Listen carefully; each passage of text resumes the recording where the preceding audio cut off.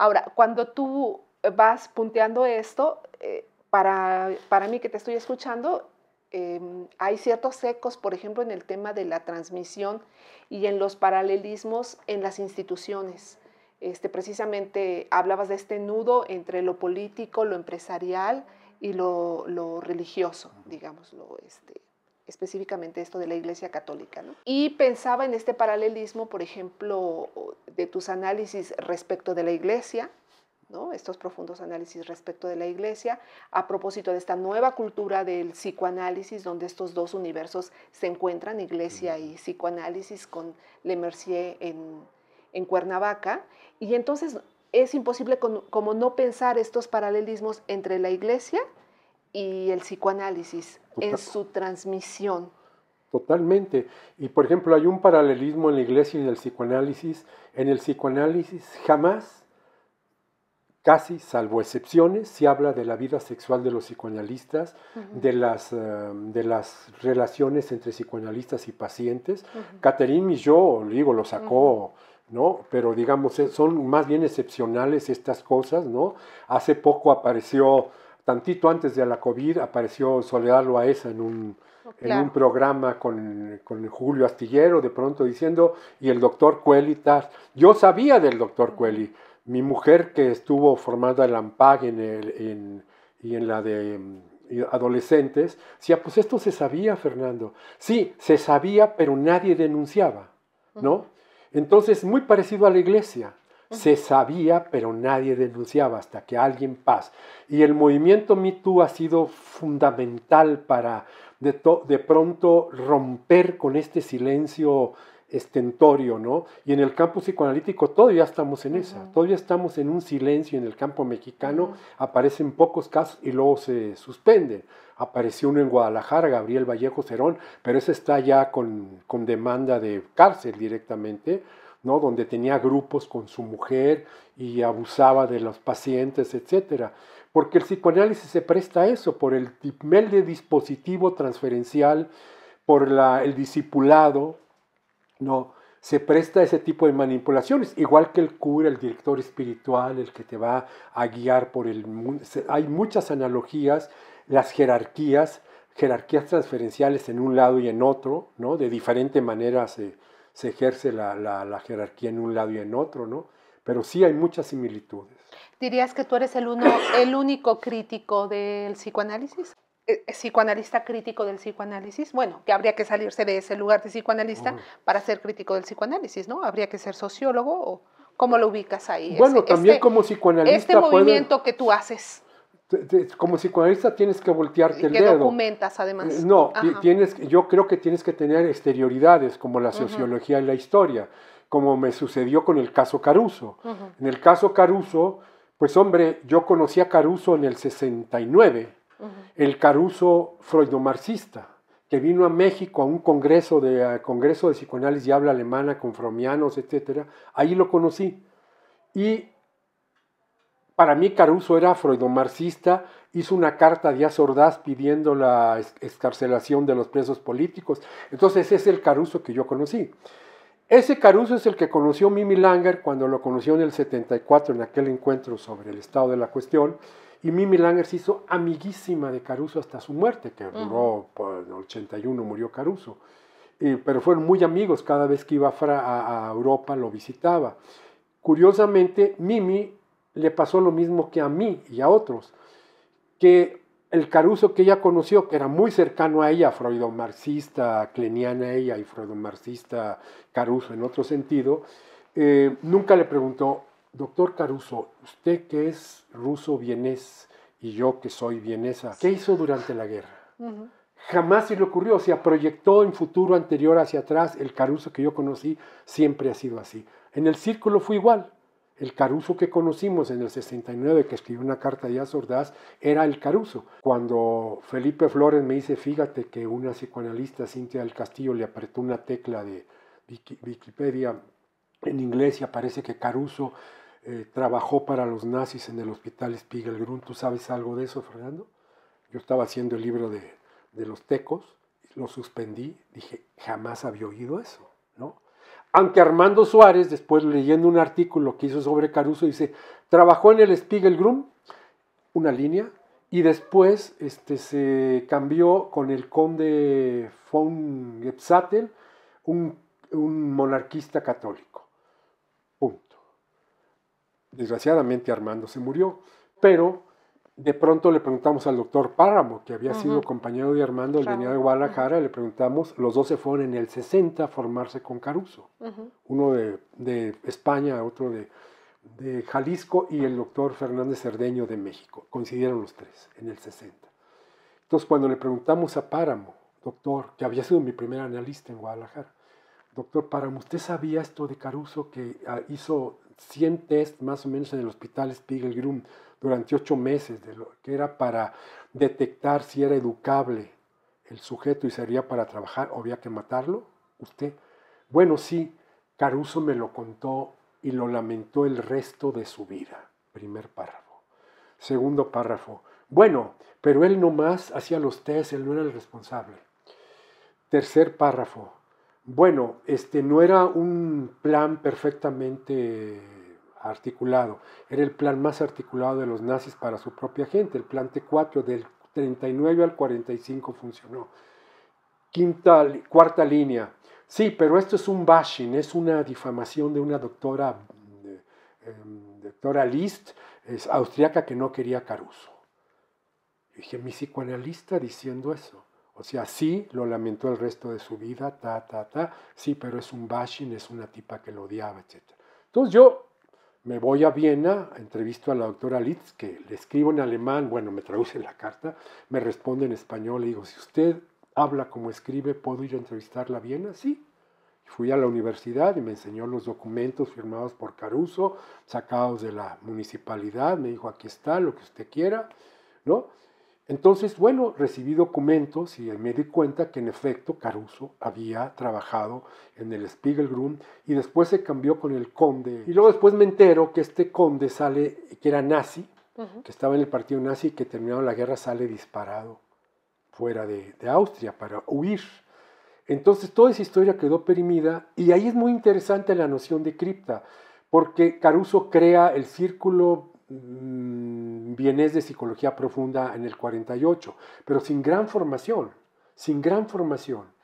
Y entonces era un silencio en el círculo psicoanalítico, era curioso, porque es aquí sí el modelo de la cripta de Maria Torok y Nicolás Abraham, ¿no? Que es algo que está silenciado en la primera generación, se manifiesta de maneras muy curiosas. Por ejemplo, en el círculo, como éramos el primer grupo que se formaba como psicoanalista sin ser médico, que lo cual era un reto a la Asociación Psicoanalítica Mexicana, sí, que tenían el monopolio, solamente puedes ser psicoanalista si eres médico y luego psiquiatra, y si te queda vida, luego entras a psicoanálisis para formarte. Entonces el círculo era el primero en México que no andaba con pruritos como las del Ampiep, las damas estas que formaban los psicoanalistas en los 60, que aceptaron todo, que les quitaron el título de psicoanalistas hasta años después. El Ampage y el Ampiep, las mujeres de Arquímedes, ¿no? Entonces nunca estábamos satisfechos. Yo me formé 10 años como psicoanalista, siempre había que estudiar más y más y más y más. A la hora que recibí lo de Caruso años después dije, a ver, ¿por qué esta necesidad de estar estudiando y legitimándose, autolegitimándose y recibiendo con unos y con otros? ¿No tiene algo que ver con la legitimidad de Caruso? Con este resto. Con este resto de Caruso. Con los restos. No dicho por nuestros dos analistas que fueron nuestros maestros cofundadores, que eran los mayores. ¿No hay algo de esto? ¿No? En esta cripta. Claro, el doctor Salamonovich dijo, hay una cripta nazi y yo me voy del círculo, porque él es, que su padre, su abuelo murió con los nazis, en los campos. No, él digo, mira, si fuiste presidente del círculo y el siguiente también fue presidente y no se dieron cuenta que había una cripta nazi, quiere decir que la cripta nazi, no todas las criptas son iguales. Aquí no, aquí había freudomarxismo y luego había una crítica feroz de Armando Suárez al freudomarxismo en el 76. Yo me acuerdo cuando llego a México a formarme, Armando Suárez me dice, mira Fernando, el psicoanálisis alemán con el nazismo y el austriaco se fundieron. Hay figuras de segunda como Lorenzer, Mitscherlich, Caruso, pero lo importante está en Sudamérica, con los psicoanalistas argentinos, Mimi Langer de Cuestionamos, y con los franceses. Esas son las dos líneas que hay que trabajar, Fernando. Raúl Páramo era el único psicoanálisis. O sea, se percatan ahí que no hay manera de que el psicoanálisis esté libre de esta contaminación. Todo el rato. Desde el inicio se propagó esta contaminación e infectó directamente al psicoanálisis. Al psicoanálisis, que es lo que pongo en el libro de Caruso, y al final en todo un anexo voy poniendo cómo no pudieron los psicoanalistas alemanes dar cuenta. O sea, ¿todos estaríamos infectados de eso? De alguna manera, de diferente manera. Por ejemplo, ¿qué hizo Lacan durante la guerra? Sí, ¿Qué hicieron los franceses? Evadirse, se iba al sur a ver a su novia, hizo un acto según la Rudinesco de que a su mujer la acusaron de no sé qué y entró a una procuraduría y protestó, pero él era médico, etc. ¿Qué hicieron los psicoanalistas franceses durante la guerra? Hay casi un silencio hasta el día de hoy, ¿no? En cambio, los alemanes aparecieron en todo su esplendor, porque los alemanes y los austriacos suprimieron a los judíos, les dijeron sálganse para conservar el psicoanálisis, el precio fue carísimo. Hubo solo un psicoanalista alemán que dijo, si ese es el precio, que mis colegas se vayan para seguir siendo de la Asociación Psicoanalítica Alemana, yo me largo. Y se largó. La Asociación Psicoanalítica Holandesa se disolvió ante eso. La alemana no, ni la austriaca. O sea, aceptaron todo por salvar al psicoanálisis. Es su marca. Esa frase es muy fuerte, ¿eh? Aceptar todo por salvar al supuestamente al psicoanálisis. Eso es fuertísimo. El supuesto salvar en este caso. ¿sí? Entonces, bueno, nos enfrentaba al círculo. Yo decía, bueno, señores, yo no podría volver a escuchar a alguien como psicoanalista si no afronto esto. Así como trabajé lo de Maciel, ahora me tocó voltearme el dedo. Yo no sabía y ahora me volteó el dedo. Le tengo que aplicar la misma lógica a lo que me pasa a mí con Caruso, como les apliqué a los legionarios.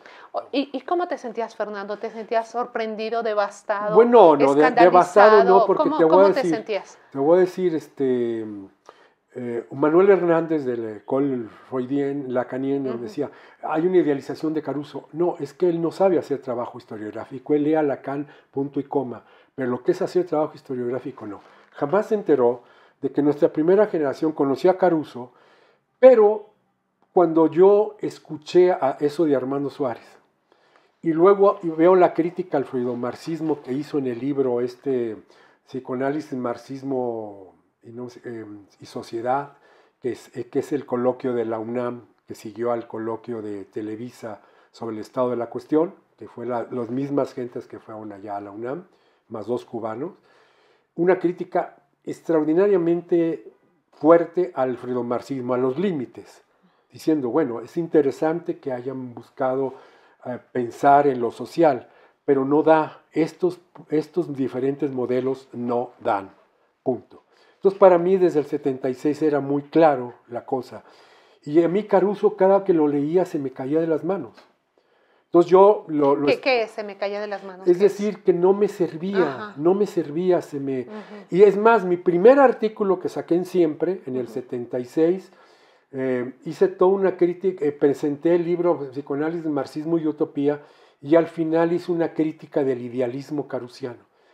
Raúl Páramo, que era puro Caruso y solo cuenta el psicoanálisis alemán, lo demás no, se dio una enojada, me dijo, ¿por qué criticas así a Caruso? ¿No? Porque le tocaba el corazón, porque él era uno de los discípulos amados de Caruso. Yo no sabía, ¿no?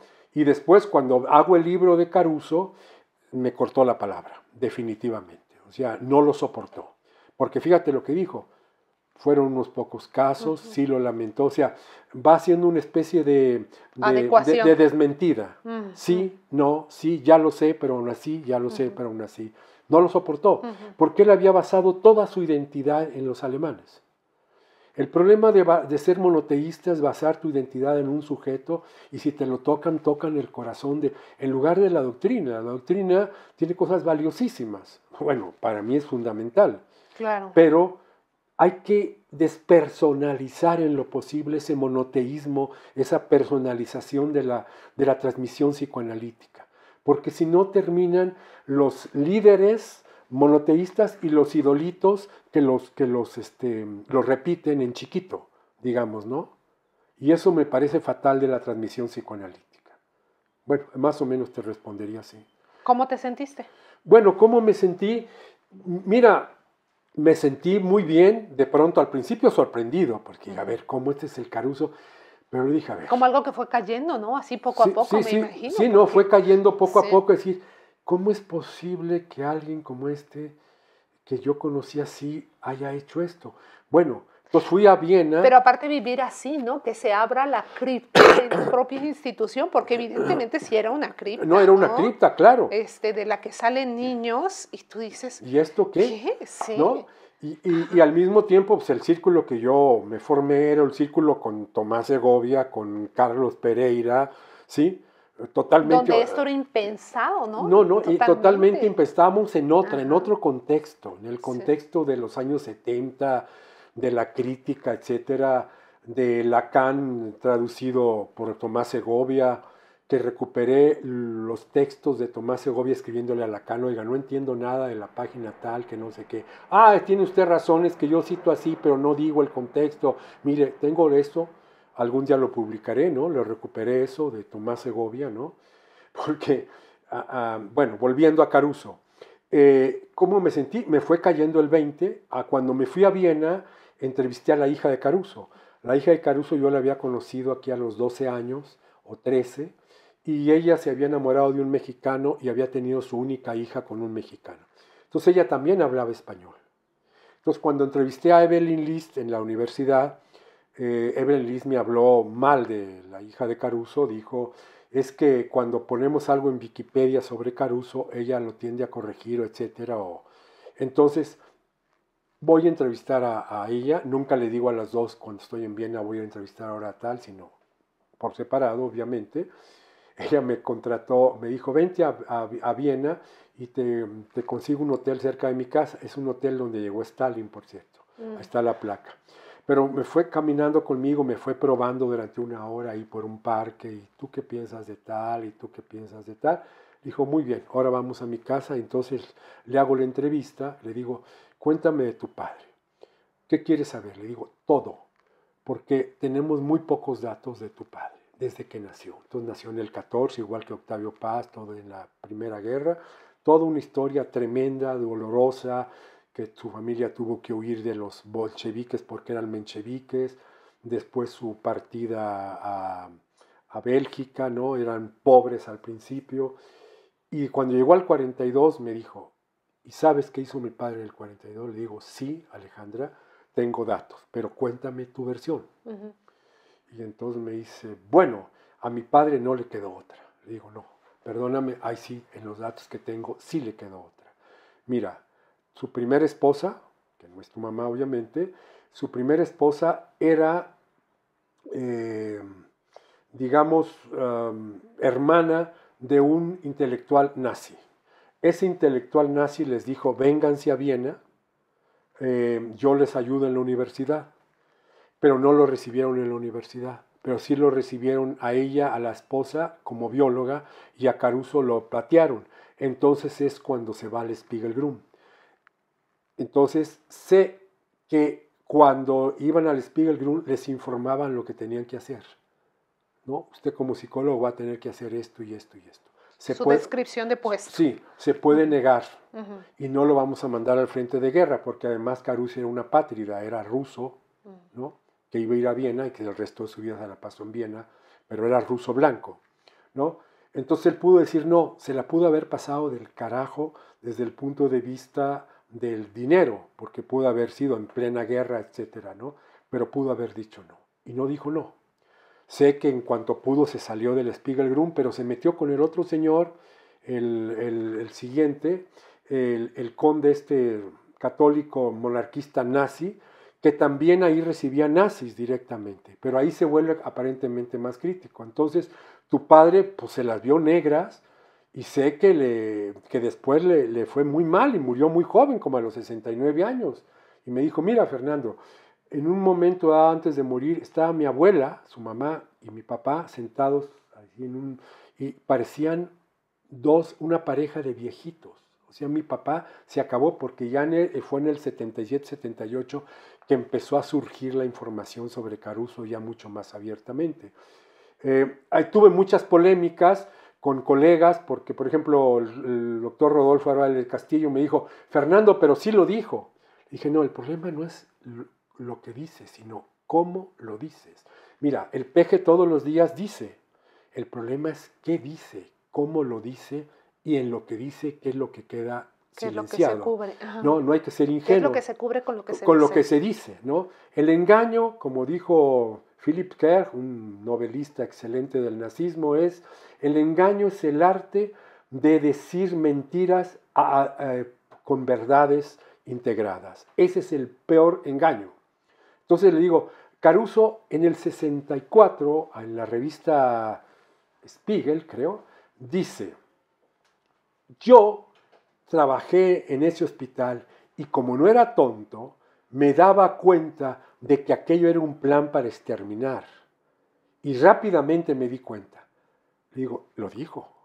Pero fíjate, lo está diciendo como si fuera un antropólogo, tipo Goffman, que está haciendo un análisis de una institución, se da cuenta y está haciendo una crítica. Y no dice, rápidamente me di cuenta porque yo practiqué 100 tests, de los cuales 14 niños fueron ejecutados.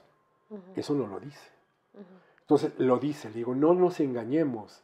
El poder decir las cosas es complicadísimo y los psicoanalistas lo sabemos el tiempo que lleva poder tratar de decir las cosas que duelen, que afectan, los silencios, las criptas que cargamos de diferentes maneras, ¿no?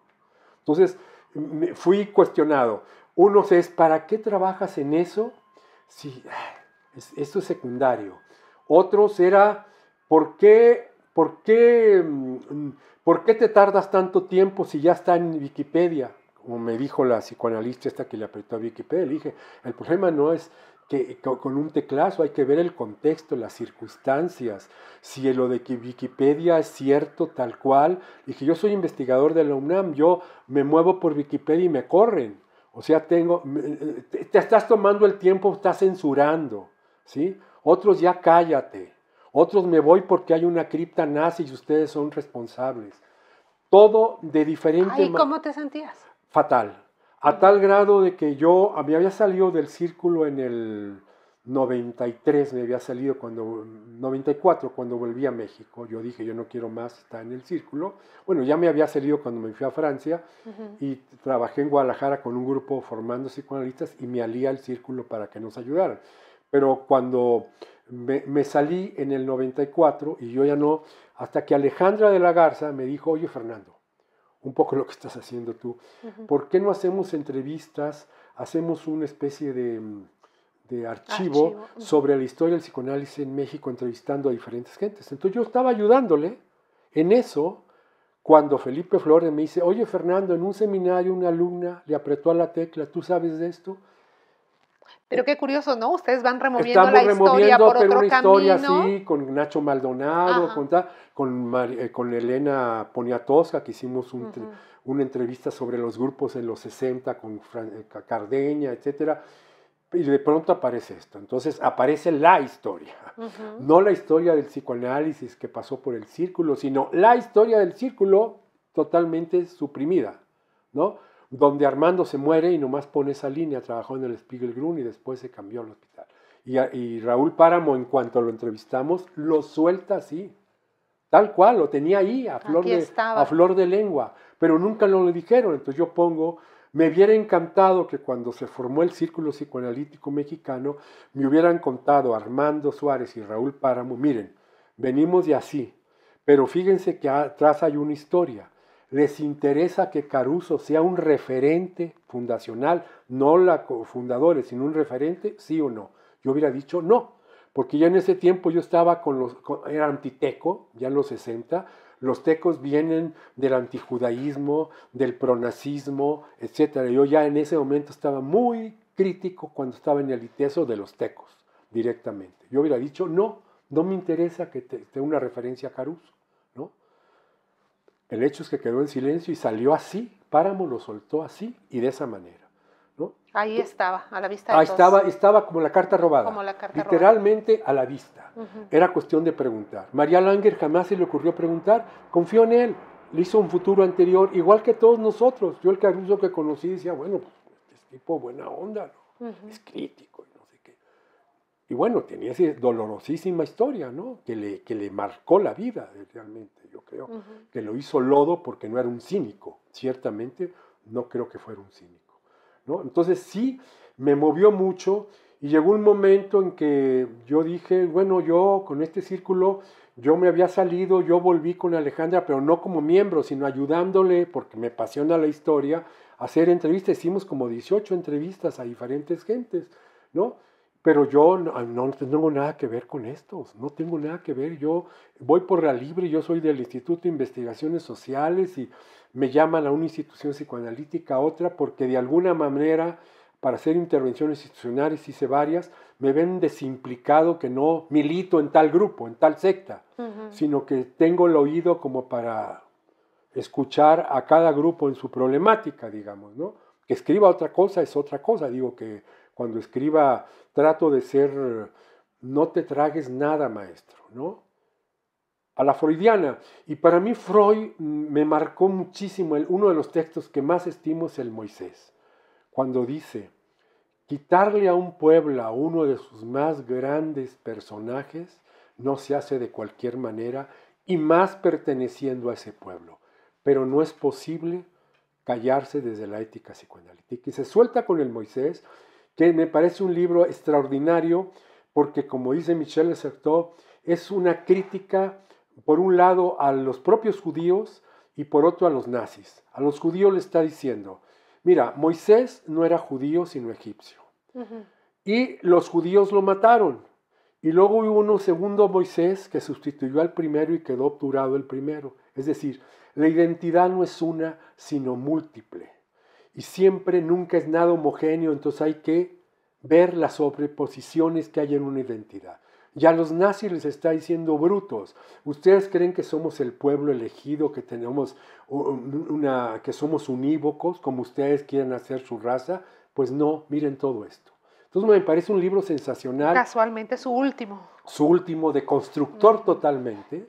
Y ese modelo, que si bien históricamente no es probable, me parece como modelo heurístico fundamental para analizar cualquier institución. Para mí ese era mi guía. Y además con la lectura de Michel Certeau, que hace una de las mejores análisis de este texto, más su propio análisis de la Compañía de Jesús, cuando dice, yo busqué en el origen y de pronto me di cuenta que eran igual que nosotros, hombres como cualquiera, llenos de contradicciones.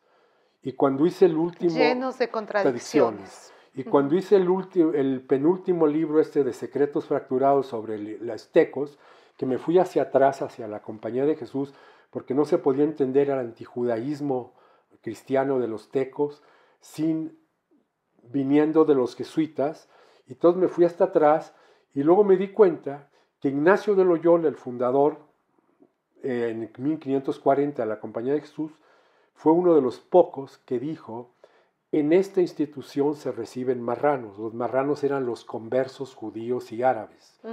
Cuando todo estaba ya diciendo, aquel que no tenga limpieza de sangre, hay que hacer limpieza de sangre, y si tiene parientes judíos, no entra ni en la administración pública, ni tal, ni en las órdenes religiosas, etc. Y San Ignacio dice, aquí pueden entrar los marranos, que así les decían. Y el segundo general de la Compañía de Jesús, Diego Laínez, es marrano, es converso, de familia judía. Y ya el cuarto general de la Compañía de Jesús dice, no se admiten judíos marranos. Y esa tradición dura como hasta el siglo XIX, finales del XIX. Entonces yo decía, tengo que irme hacia atrás para entender por qué en los años 30 Carlos Cuesta Gallardo, el líder intelectual, tiene este antijudaísmo y antimasonería directamente, y cómo usa el libro Los Protocolos de los Sabios de Sion, que es de 1902, libro de cabecera de Adolfo Hitler, que es un falso de la policía zarista donde habla de la gran conspiración judía, y lo toma el Güero Cuesta. Entonces yo tenía que venir desde allá para poder entender, ¿no? para poder entender. Entonces, las genealogías son importantísimas, importantísimas. Y los puntos de ruptura, los justo, puntos ¿no? de ruptura, porque los de quiebre. Este de Igor Caruso es sin duda un punto de ruptura de aquello que tú habías dicho como la nueva cultura psicoanalítica de los años 70. 70, sí.